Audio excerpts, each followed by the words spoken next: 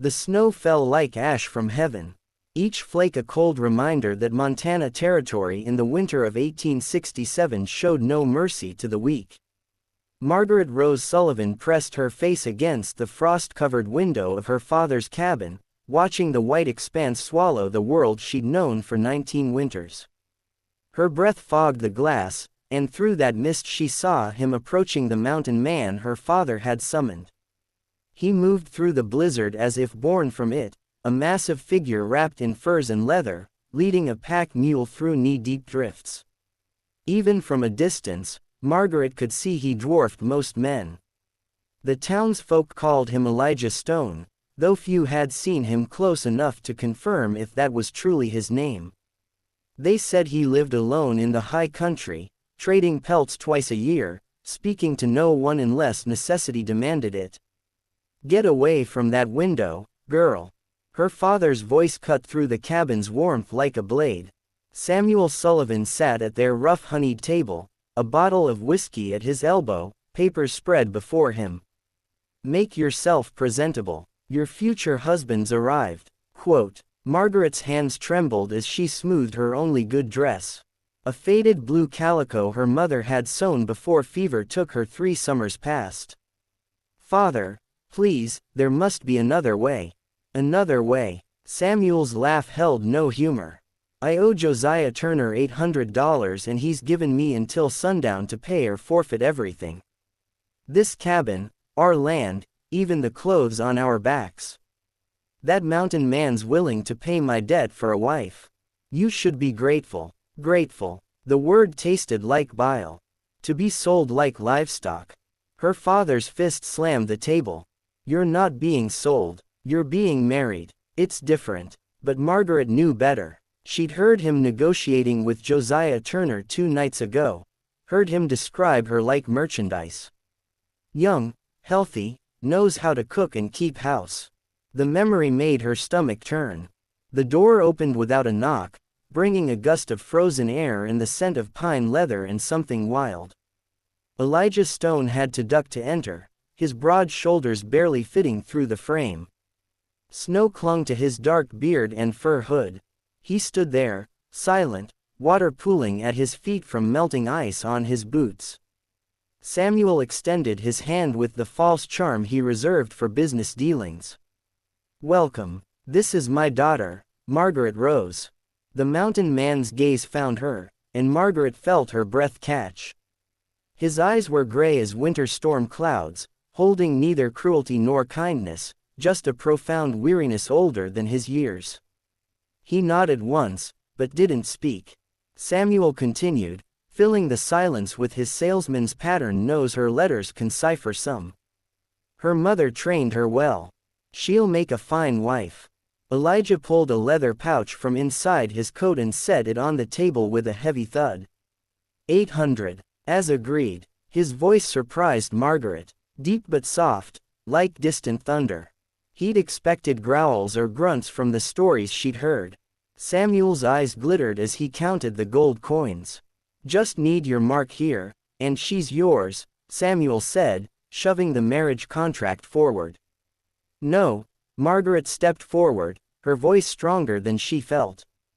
"I won't sign. You can't force me." Her father's face darkened. "You'll do as you're told, or I'll have Sheriff Watson drag you to the altar in chains. The law's on my side." Quote. She looked to Elijah, searching for any sign of compassion in those storm-gray eyes. The mountain man studied her for a long moment. Then he picked up the pen and signed his name in surprisingly neat script. "The debt is paid. She comes with me." Margaret backed toward her room. "I need time. My things." "You've got 5 minutes, Mr. Stone's got a long ride ahead," her father said. In her room, Margaret's hands shook as she gathered her few possessions. Her mother's Bible, a silver brush, 2 spare dresses, undergarments, her sewing kit. Everything fit into a small canvas sack. She considered the window, but it was too small and the drop too far. Besides, where would she run in this blizzard? When she emerged, her father was already pouring himself a celebratory drink. He didn't look at her. The preacher was waiting at Turner's trading post to make it legal. Elijah took her sack without a word and headed for the door. Margaret followed numb, pausing at the threshold. "Goodbye, Father Samuel Sullivan." Didn't turn around. "Don't make trouble for Mr. Stone, girl. You've shamed this family enough." The cold hit her like a physical blow. Elijah was already loading her sack onto the mule. His movements were efficient and practiced. He unhitched a gentle L-looking mare with a thick winter coat. "Can you ride?" His question was practical. Yes. He helped her mount, hands careful to touch only her elbow and boot. Despite his size, his grip was surprisingly gentle. They rode in silence through the swirling snow. The town's scattered buildings were ghostly shapes in the white. Turner's trading post squatted beside the frozen creek. Inside the air riot of tobacco, wet wool, and unwashed men.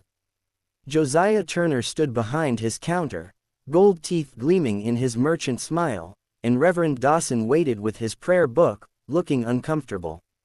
"Ah, the happy couple," Turner said, oozing false warmth.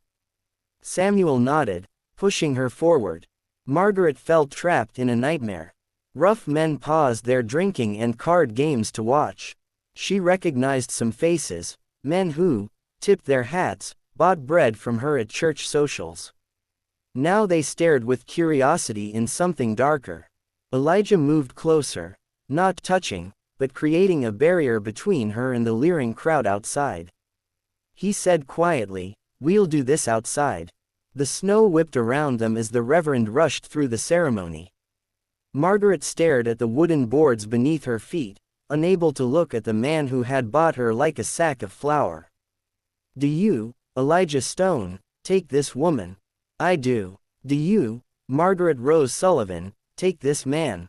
The silence stretched. Margaret felt Elijah shift beside her. She looked at his storm-gay eyes.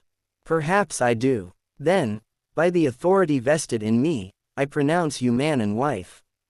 They rode out of town as the sun began its descent behind the mountains, painting the snow-covered peaks blood red. Margaret had never been this far from home, never seen the wilderness that swallowed the horizon. The cold numbed her face, her fingers, her heart. Elijah rode ahead, leading the pack mule. She followed, knowing she had no choice but to meet whatever fate awaited in the high country. The unknown stretched before her, as vast and cold as the Montana wilderness. She was no longer Margaret Rose Sullivan. She was the mountain man's wife. The cold of the Montana wilderness pressed in on Margaret as she followed Elijah through knee-deep snow. The wind howled around them, whipping ice into their faces, but Elijah moved with a confidence that seemed born of the mountains themselves. Margaret's fingers were numb despite her gloves. Her cheeks burned and her lungs ached with each breath. Yet she refused to look away from the path he traced. Each step took her further from the world she had known and deeper into a life she had never imagined. Elijah's cabin rose from the snow like a promise of warmth. Logs stacked with precision, smoke curling from the chimney. He dismounted first, moving to steady the pack mule. Margaret's legs wobbled as she swung down, and he caught her elbow with a careful gentleness.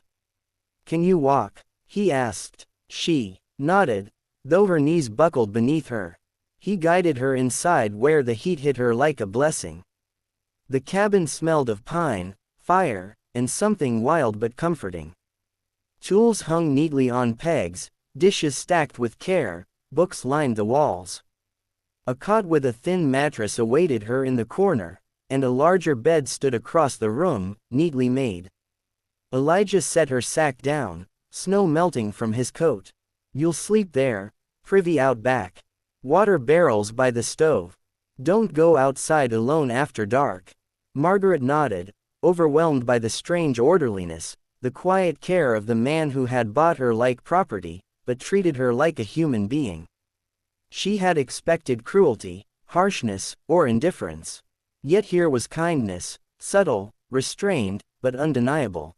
They ate a simple stew of venison, wild onions, and herbs she didn't recognize. Conversation was minimal. He spoke only in practical commands, she responded. Silence stretched comfortably, a rhythm she hadn't known existed. Afterward, he showed her around where the flowers grew, how to break the ice for water, the rhythm of washing and chores, everything precise, efficient, yet infused with care. At night, Margaret lay on her narrow cot, thinking of the day. He had moved around her with the same attention he gave everything he touched. Nothing rushed, nothing ignored. She realized that though he spoke little, every action conveyed thought, respect, and a quiet affection. When the fire died, she noticed a wolf pelt at the foot of her cot. He had placed it there while she slept, a small act, yet it spoke louder than words. Days passed into weeks. Elijah checked his trap lines each morning, returned at dusk with pelts and game. Margaret learned the cabin's rhythm, tending to chores, stoking the fire, preparing meals. Their communication grew through small gestures. A bowl placed just so, a fire banked before dawn, fresh pine boughs arranged on the mantel. Each act carried meaning, a silent language forming between them. One morning, a blizzard trapped them inside for 3 days. Margaret, who had dreaded being close to him, found herself comforted by his presence. She watched him carve birds from pine and cedar, noting the precision, the care in each movement. She began reading aloud from books she had discovered in a hidden trunk. Shakespeare, poetry, adventure tales. He listened, rapt, the weight of solitude lifting from both of them. On the second night, Margaret woke to find him sitting by the fire, a half-carved owl in hand, the lines of old pain visible in his posture. She wrapped the wolf pelt around her shoulders and joined him silently. No words passed, yet in the quiet she sensed trust, understanding, and the beginnings of a bond neither had expected. Then came the test. Margaret had been gathering kindling and slipped on ice, twisting her ankle. She tried to hide the pain, but Elijah noticed immediately. "Sit," he said, not a request. He knelt before her, hands gentle as he examined her ankle. "Not broken, needs wrapping." He fetched cloth, his movements precise. "You should have called out." "I didn't want to bother you," she whispered.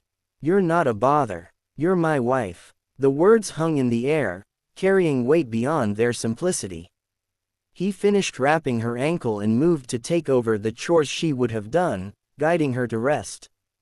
It was the first time he used her given name, and it sent heat to her cheeks. That night she lay awake thinking of the contradictions, bought like property, yet protected and cared for with such respect and thoughtfulness. Their evenings became shared rituals. She read while he carved, stories flowing between them. Silent understanding growing. When a mountain cat threatened one of Elijah's traps, Margaret acted without hesitation, raising her rifle and aiming carefully. The shot rang out, sending the animal fleeing. Elijah's reaction was immediate, a fierce hug, brief but grounding. Words whispered into her hair. "You were cold," he said. But she knew he meant more. "You were brave. You were wonderful." As spring approached, the snow began to melt, revealing the rugged beauty of the Montana mountains. Elijah took her on short walks, teaching her to read animal tracks, recognize edible plants, and understand the subtle signs of the wild. Each day deepened her admiration for him. Each gesture, small or large, revealed a gentle heart beneath the rugged exterior. One evening he handed her a tiny carved wooden sparrow polished to a soft gleam. "For your shelf," he said. Margaret lifted it carefully, marveling at the detail, at the thoughtfulness. The gesture touched her deeply, proof he noticed her presence, her efforts, her growing integration into this life. Their trust and companionship solidified in the rhythm of daily life. The shared routines, the small acts of care. Words were rare, but meaning was abundant. And as she lay by the fire, hearing the wolves howl outside, she understood the true scope of the bond forming between them. The mountain man, once feared and isolated, and the girl nobody wanted, now growing into the woman he chose to protect and love, were learning what it meant to share life in this wild, harsh wilderness. But even in this blossoming peace, the world beyond their mountains waited, with threats lurking and grudges simmering. Margaret had discovered courage, resilience, and the possibility of love. Yet tests still lay ahead, challenges she hadn't imagined, dangers she couldn't yet foresee. And as she watched Elijah prepare the cabin for the evening, the wolves outside keeping vigilant watch, Margaret realized that their bond, built on silent understanding, trust, and gentle care, was the only shield strong enough to face what was coming. The Montana wilderness was awakening with spring as Margaret Rostone and Elijah Stone settled into their new rhythm. The snow had melted from the peaks, and streams ran freely, carrying the mountain's chill down into the valleys. Margaret's days were filled with tending the garden, gathering firewood, and preparing meals. While Elijah checked his trap lines, repaired the cabin, and carved intricate figures from wood. Yet amidst the chores, their bond deepened, quiet and unspoken, strengthened by shared tasks and mutual respect. One morning, as she hung herbs to dry, Margaret noticed the tracks of a lone wolf leading toward the cabin. She smiled, remembering the guardianship the wild creatures had offered her since the earliest days. Elijah returned from checking his traps, noticing her gaze. "They're watching," he said simply. Margaret nodded. She had come to trust not only him, but the silent, protective presence of the wolves. Their peace, however, was tested when a bounty hunter named Jake Thornton arrived, riding a black horse that cut through the morning fog like a shadow. Margaret saw him first from the cabin window. Her hands trembled, but she stayed calm, setting a rifle against the wall. Elijah appeared at her side, eyes narrowing. "Get the rifle. Load both barrels," he ordered. Thornton dismounted, claiming a bounty on a woman kidnapped from her father's protection, insinuating that Margaret was under witchcraft. Margaret stepped forward, her voice steady. "You're looking for me. I'm his wife, legal and proper." She produced the marriage certificate signed by the Reverend Dawson and witnessed by townsfolk. Thornton squinted, assessing, but remained cautious. More riders appeared from the Treant. 3 men, hard-faced and well-armed. "You could do the smart thing," Margaret said quietly. "Go back to town. Tell my father and Turner I'm lost to the wilderness. Dead if you like. Take partial payment and live." Her words carried calm authority, a confidence forged from months surviving harsh mountains, and the protection of a man who had earned her trust. The wolves emerged from the forest in a gray tide, circling the clearing, eyes glowing amber. Thornton hesitated. The threat was clear. Any harm to her would be met with feral precision. One of his men broke, throwing down his weapon. Thornton, realizing he had underestimated the woman and her guardian, finally yielded. He turned his horse, muttering to his men as they rode away. Margaret and Elijah watched the retreating figures, then embraced in the cold sunlight, relief washing over them. "That was brave," he murmured. "Foolish maybe, but brave," she replied. The trust between them had solidified into something deeper than companionship. It was now protection, loyalty, and a love that had survived tests no one else could imagine. Over the following months, life returned to the rhythm of domesticity tempered by the wild. Margaret tended her garden, learning the ways of the mountains, while Elijah continued his work with traps, furs, and carvings. Their evenings were spent by the fire, reading aloud to each other, sharing stories, and crafting their own quiet rituals. They laughed, discovered, and cherished the small things: a carefully arranged pine bough, a carved wooden sparrow, the warmth of the fire against the chill of night. When Margaret discovered she was expecting, joy mingled with trepidation. For 3 years, attempts at a child had failed, each loss a reminder of fragility and grief. Now the news brought hope. Elijah's face softened in ways she had rarely seen. Fear replaced by wonder, protectiveness, and deep love. The months passed with preparation, gentle care, and shared anticipation. The wolves maintained a silent vigilance, returning in strength as the time of birth approached. When labor began, Elijah rushed to her side, and the midwife Mary Hutchkins arrived with practiced efficiency. The cabin, once a simple shelter, became a scene of life and celebration. Margaret's courage and strength carried her through the pains, supported by Elijah's steady presence and the protection of the wolves outside. After hours of travail, a healthy baby girl arrived, dark-eyed and perfect. Margaret held her close, naming her Hope, Sarah's stone, a symbol of survival, love, and new beginnings.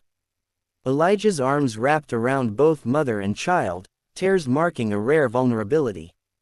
Hope, he whispered, and Margaret echoed, feeling the fullness of the moment. The wolves lingered for 3 days, silent sentinels ensuring the safety of the new life. Margaret understood that her journey from a girl sold to pay debts to a wife in the mountains to a mother protected by love and wild guardians had transformed her entirely.